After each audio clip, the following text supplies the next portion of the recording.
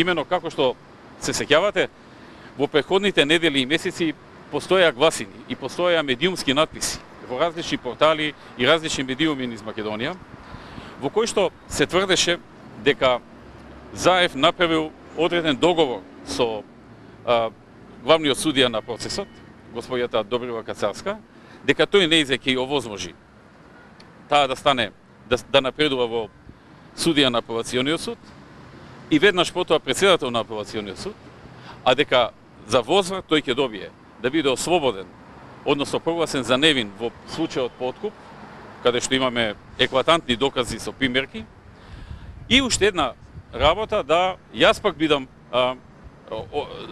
прогласен за виновен во овој случај за кој што станува збор, каде што истиот судски совет е судија, односно истиот судски совет не суди и Заев, и мене, и другите што се во овие случаи. Така што неговата изјава, неговата скандалозна изјава само на некој начин ја зацврстува основата на претходните јавни пишувања на одредени медиуми дека Заев има непринципиелен, незаконски договор со судот, со кој што договор тој треба да биде прогласен за невин, јас за виновен, а за возврат тој да овозможи преку политички притисоци, преку политички очигледно патишта, да овозможи напредување на одредени судии во кои што ги судат и мојот предмет и предметот кон господин Заев. Значи, станува збор уште еднаш, тоа укажува дека станува збор за една чист политички предмет, еден чист политички прогон, кој што се случува во Република Македонија и е темпиран во време кога треба да се донесат клучни одлуки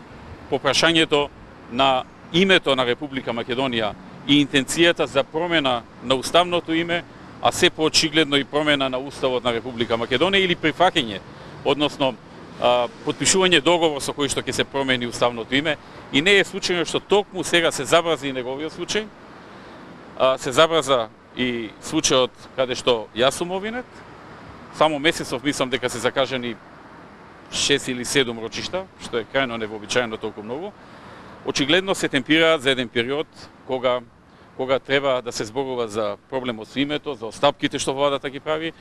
и наместо за тоа повеќе вниманието на луѓето да се сврти кон овие фабрикувани, измислени политички случаи.